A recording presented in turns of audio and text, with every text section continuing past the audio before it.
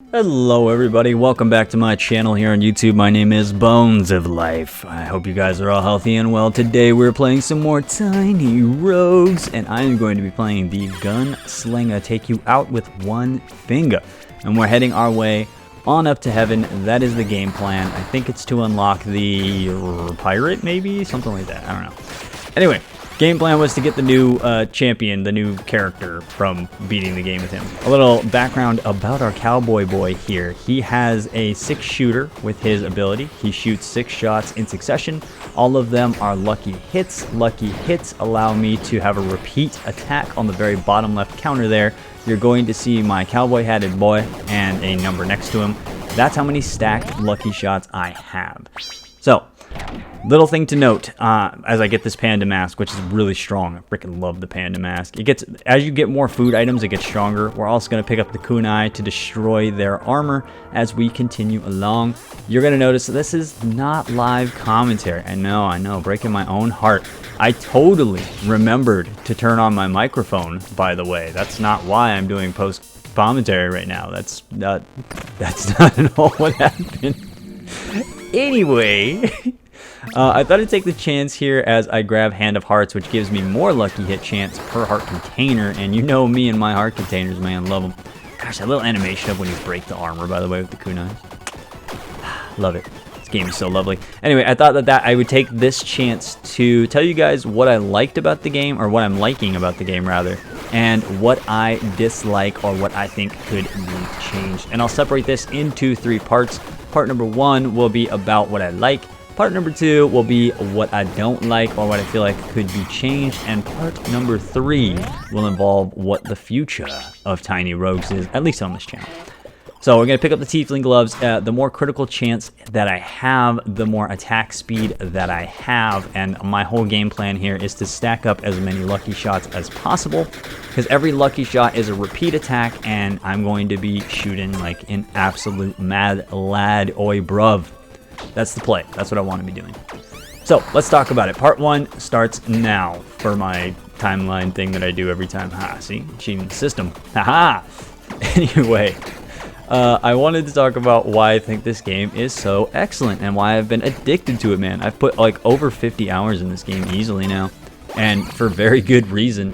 The game-to-game trajectory is fantastic in this game. And by the way, raised morale is something that if I win a room without taking any damage, I get a power buff. I think it's like 5 power per morale stack, and you can have up to 5, so like 25 power, something like that. I don't remember. It might be more than that. It might even just be stacking infinitely, and I don't know what I'm talking about. Anyway, let's go fight the Queen Bee as I talk about the game-to-game trajectory of this wonderful game. Something I love so much about Tiny Rogues is that every game feels so distinctly different from the next. You can always cater your build towards what you want, and you can run into random items that will make you change up your entire build, and that will then offer you similar items to that, or at least it feels that way. I could be wrong, but it feels like it does try to offer you similar to whatever you're building, so you don't feel left out or stuck with crap, which does happen every now and again. Don't get me wrong, it's not like it's a perfect system. That being said, the player choice in this game is so fantastic for a little roguelike. I skipped an item, by the way, there. I think it was like hide boots or something. It was some really crummy shoes that I didn't like. Gave me like 10% movement speed, I believe. I think that was it. Anyway, I didn't think it was worth noting, but I noted it anyway. So look at me. I want to talk about class variety for the player choice. Number 1, that is so insane. There are so many classes to choose from. We're talking about cyborgs. We're talking about espers. We're talking about Santa Claus, guys. We're talking about pyromancers different from a sorcerer. Do you know what I'm saying? We're talking about motherfreaking samurais versus soldiers. Do you know what I'm saying? That kind of stuff is so cool. I hope there's a space marine. Well, cyborg is kind of like a space marine. Anyway, the mastery tree on top of that is just awesome. It lets you cater your build. That is the bonfire you guys are seeing at the end when I'm looking at my character selection screen. And it allows you to make your build work however you want it to. And some options that'll work, for example, is you can make more taverns happen. So this boozer buff here is guaranteed to go off. So you could be like, oh, I see boozer buffer, I know I'm getting a tavern. every single game, so let me go ahead and grab that. You can cater it to things like, I want more stamina containers, and it will give you more stamina containers. I want to have more heart containers. Okay, I'll cater it towards that. I want more event rooms. Let me go ahead and cater it towards that. It's great. More games really should do that. I'd like to make the comparison to Binding of Isaac. Binding of Isaac, you can do a million runs in that game and not get what you want. In this game, pretty much every single game, I know I'm guaranteed to get something that I'm looking for. I can have an idea of what I want going in, and there's a good chance that I'm going to get something close to it, or I'll be able to cater the build to get stuff that is completely different. So, like for example, another thing in the mastery tree is that you can choose to get the same type of weapon when you pick up a weapon or your starting weapon. Or you can choose to get exact opposite ones so that you can try and not have a soldier who's only got spears. Instead, you want a soldier who has a Tommy gun. You can do that kind of stuff. And you can do it consistently is another thing. Traits are a really, really fun way to make those change-ups exciting. Traits are the best. I love them. There are a limited amount of them, but there are strength, there are dexterity, and there are intelligence traits, and there are a good amount of each one of them. And you can mix and match as needed. I love that so much. Which brings me to the idea of dice, and this is a two-parter. The dice that you find in-game allows you to reroll to get the things that you want, which is fantastic, and as I pick up my sandstorm steps, these things are so good. I pretty much always grab them because they're just free damage on your boots, which is not something you usually get with your boots, as well as the rapid fire bow. So good. This is excellent for my repeat build, and this is kind of what I'm going to center my build around going forward. But on top of having dice that you can just roll in game to be able to get different items from what you were getting, you can reroll rooms, you can reroll boss spawns, you can reroll traits, for goodness sake. I love that so much. There's also a dice-based system in the fighting. So every shot you take is rolled on a dice scale system. So you either get the low end or the high end, and you can cater your build towards getting more high end rolls, or even getting more low end rolls and making that more useful, i.e. the deprived with his cursed hits and things. That being said, there is a luck and a cursed system. That is really cool. I love that so much. I don't know if this is true. I might be wrong on this, but I think lucky hits allow you to get criticals and cursed hits allow you to get the low end rolls, so you can kind of cater your build towards that. We picked up the rusty revolver here. So good. The little shrimp is going to give me more chances to get repeats, which gives me more chances to get lucky attacks, which gives me more repeats. I think you see where I'm going with this. Many machine-y gunny builds. So anyway, moving right along, the keywords are a lot of fun too. I found that to be like one of the most exciting parts about Brotato, which I had a huge stint of. I think I had like 80 hours in Brotato, guys. It was an addiction of mine for a little bit, and I kind of want to go back to it now I'm thinking about it. Anyway, I love that there is the keywords, things like zap, things like shock, things like, what's it called? Like glitter or something like that. But anyway, it's like radiant damage and all that kind of stuff, and you can make those even stronger. You can build stacks on them and then make it like the second. Like I think, for example, it's like burn and scorch, and when you do fire damage while they have scorch on them, you do a multiplicative amount of damage. Right here I picked up the two parts of the angelic set. I am trying to go to heaven, so I ended up putting on the angelic set. With the set you get 4 good, and for every point of good, I believe it's 5% damage, so it's not bad. But I just more wanted to get a guaranteed way up to heaven because I don't have the good shops just yet. Usables is another thing. Usables are a fantastic way to make your build kind of more damaging. For example, you can buy beer, whiskey, wine, all that kind of stuff with the boozer buffer and make yourself stronger in whatever way you're lacking. You can use potions, and there's also a trait that allows you to have those permanently, and those can help you with getting things like orbitals, for example, or they can give you different elemental buffs. There are also the skills that each class has. So, for example, the hero has the luck skill. I think it's like every first, third, fifth floor, things like that, he gets an extra luck. So you can cater your build around like, oh, I want to be lucky today, so praise the sun. Praise the sun! Praise the sun! Sorry, okay, I just had to do it real quick. Anyway, you can make yourself whatever build you want to do. It's super intuitive as well. Like, on top of just being really fun and cool, they also made it very easy to access, and you could be pretty brain dead and still be able to do it. Another thing is that you're not forced into any specific class. Just cater your mastery build around whatever you want, and that'll give you the similar stats you're looking for. So that also being said, with the class ability bonus, sorry, I did it backwards. That was with the class ability bonus. The skills are the things I'm talking about with the 6-shot here on the revolver with my boy, getting more lucky shots guaranteed. With the pyromancer, he puts up a firewall so you can guarantee fire DOT and cater your build around that.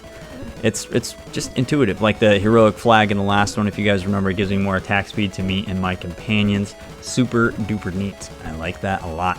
And a small thing, but definitely something that is worth noting, and I think more devs need to pay attention to in games that are specifically this small and you know, don't cater to the wide AAA audience, is visual gear changes. Being able to put on my angelic hood and be wearing a white robe, taking it off and putting on my panda mask and seeing myself look like a panda. These are things that make your game way more exciting. People want to play your game because they see that. You know what I'm saying? That really does make a difference. Whether or not most people even recognize that it's making them happier, it probably is. You're probably seeing that and being like, I like this item just based off the way it looks, and that makes me want to wear it, thus makes me want to make a build around it, thus I try a new playstyle.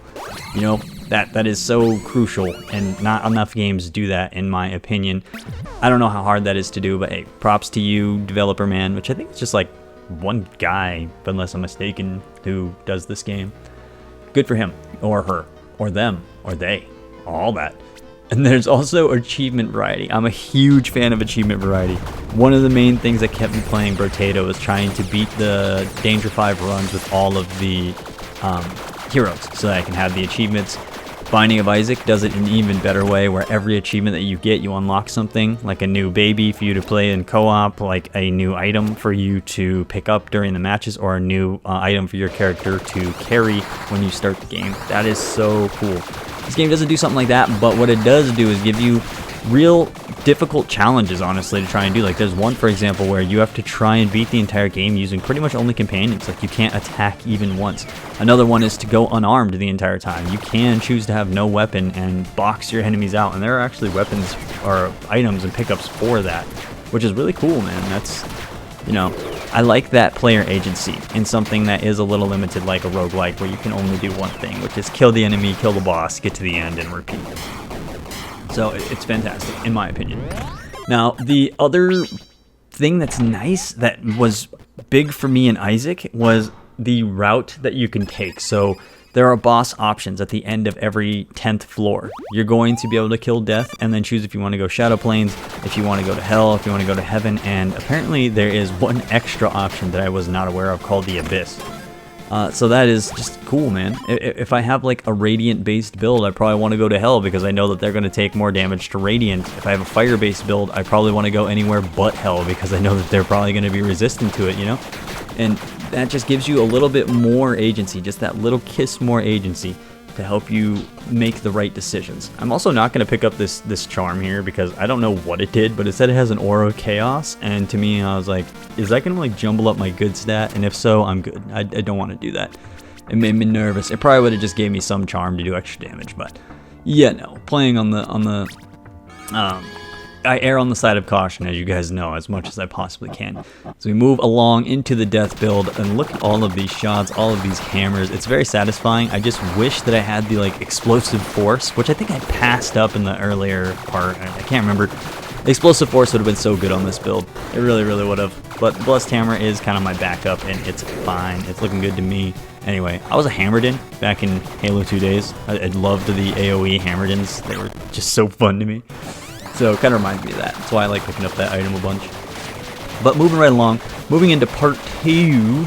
Part 2 is what I think could be improved about this game, and I want to make a note about what I'm going to say. The developer just placed a chat on his Steam page, one of those like posts from them, and he said that he's got a lot of things that he's working on. So I am going to mention a couple of them, and I will let you know that he's working on them or not. But I just wanted to, make you aware. You guys can go check that out for yourself if you want to, and I recommend doing that because he seems really proactive. He was actually asking people what they want to change and responding to them. Very, very big. I love devs that do that, like repo devs. They do that too. So cool. So anyway, what could be changed? I wish that it had co-op. Now, he said specifically in his chat thing that I was just mentioning, he can't do co-op. He said maybe the next game, not this one.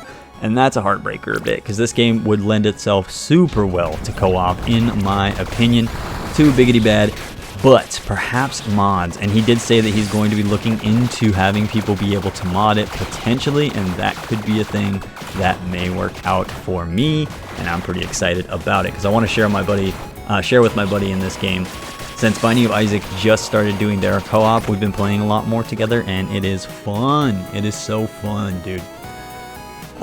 So that aside, the long run times, I wish that it didn't take like 45 minutes to beat a game. I don't have that much time. Often I spend the one evening that I have to play this game to do full runs so that I can make these recordings. And it is a little unfortunate. I wish that I had time to just break it up and do it, whenever I have time throughout the day. But you guys know I have a family. It's just really hard. Now, with that being said, he is absolutely implementing that. He said that that's going to be coming. That is on his list, and it should be in a update not too far in the future. So I just want to note that.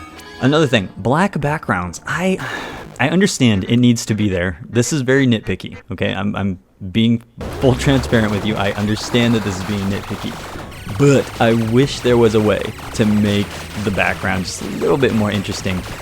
I don't know how you would do that without basically ruining the entire game and making it like a flashbang scenario. However, I do think that it's something that could be mentioned, I would be remiss if I didn't give as many critiques and thoughts that I could, because I'm sure he would appreciate it, or she, or they would appreciate that I'm giving a candid, review, quote unquote, of the game that they made, because I can only make them better if I offer the things that I think could be changed. And a black background does kind of suck, though I see the necessity in it, and no, I don't have any, solution to this problem. It really would be something that would have to be workshopped and thought out, and it's probably not something that is that important, because the gameplay itself carries the game. However, I'm trying to be nitpicky here because there's not a lot to complain about with this game.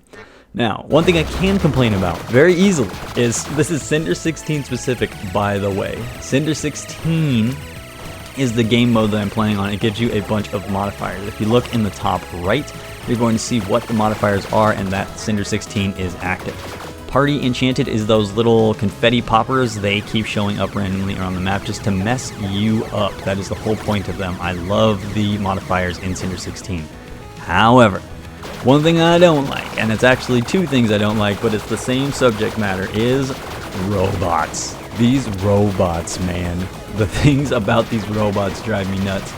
So, the big robot that you gotta fight on every floor, he is just so...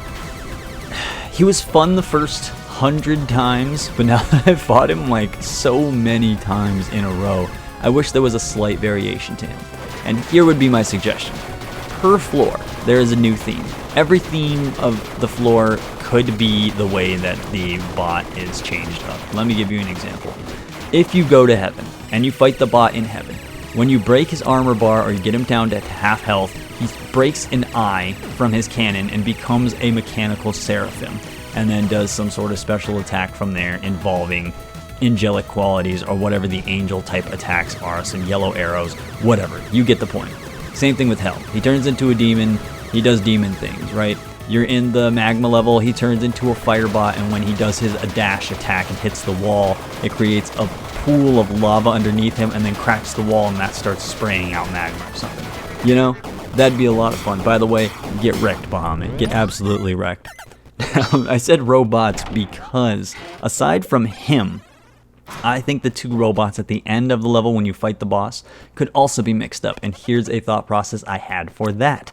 Perhaps you could just have two variants, the one that's there now and a healing variant, and you could switch them. Sometimes it's two healers, sometimes it's two damagers, sometimes it's 1 and 1.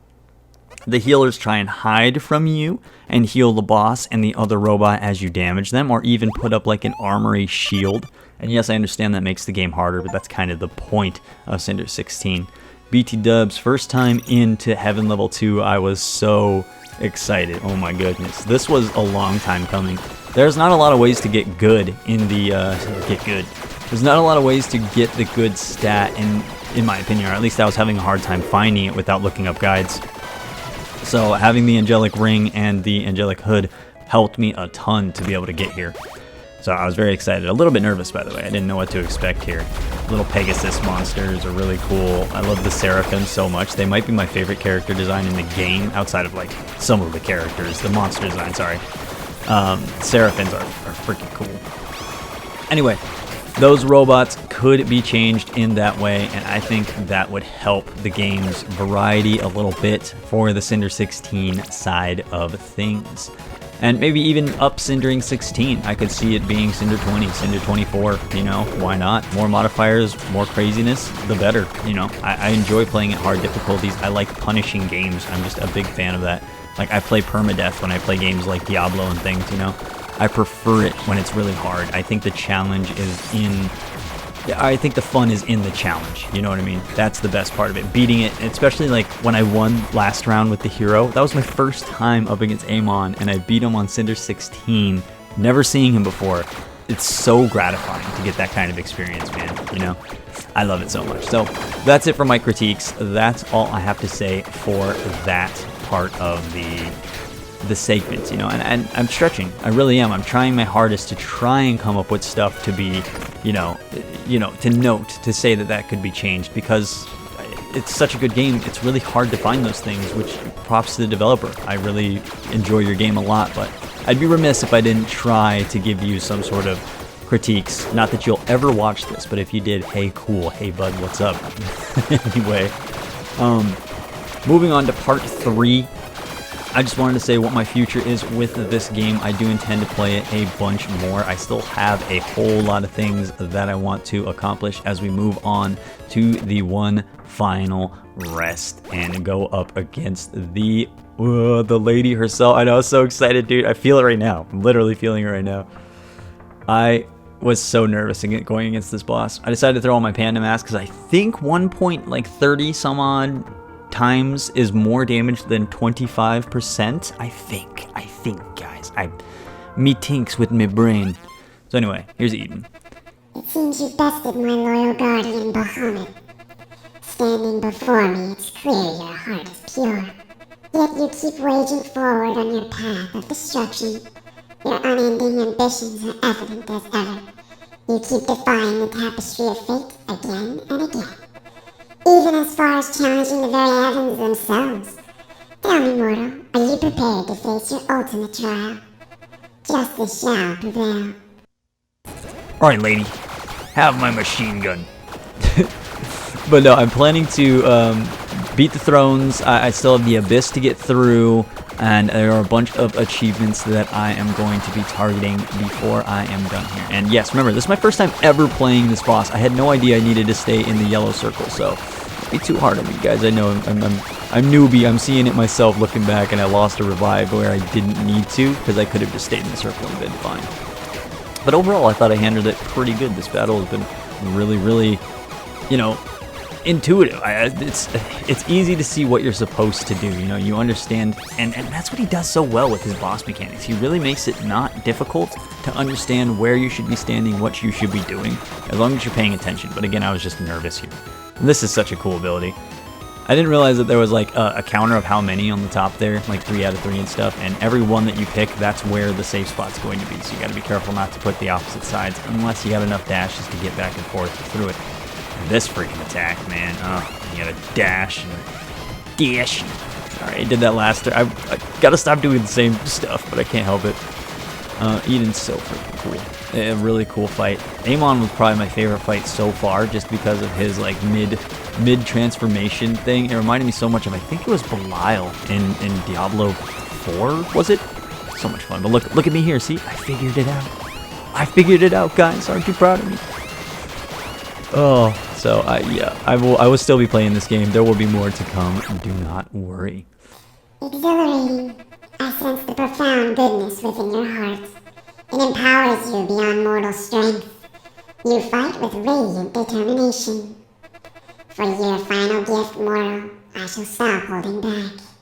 Oh shit. She's going 100%. She's going 100%. Look what we have to do to mimic a pure faction of their power. Wow, that was really bad. Anyway, we go on to complete the Rainbow Lady. Look at these attacks, man. They're so freaking gorgeous. However you coded this, man. Props to you. On my last revive here, 5 of these now. 1, 2, that one's not great. 3, that one's okay. 4, that one's okay. 5, we should be alright. I think I should be able to dodge these. Yeah, it's been a crazy couple of weeks here. I know. Just on a side note for what I've been up to, I've been trying to look for a specific type of job. I got an interview for one, and I'm really excited about it. Hopefully, it works out the way I want. But unfortunately, this game didn't turn out the way I wanted. Yes, I died. I did not ascend the angelic throne. I was absolutely crushed after that. It made me very, very sad. But hey, I got as far as I wanted to go, which was to get up to heaven, and I got the Visions of Starlight World tier, which was surprising to me because I had no idea that I could unlock more classes. I didn't know that that's how you got to unlock more classes. I wasn't honestly paying attention. And again, I told you I don't look up stuff in this game. Reaching the Maniac, 50 levels of Paragon. Jeez, that's a lot of this game, man. Playing this game a lot. Got to get that Celestial Throne. That's gonna happen, so I will continue playing at least until I get that. And then I saw that I have the freaking Abyss. You can unlock access to the Abyss. I was like, what? There's a whole nother boss that I didn't even know about. I thought that those 3 were the boss, but of course, that's what the keys are in the middle of the floor. Duh. Makes sense now that I'm thinking about it. But anyway, that's all I got for you guys. I hope y'all have a wonderful day. I hope y'all take care of each other, and I'll see you in the next one. Thanks for tolerating me. See you in the next one, guys. Bye-bye.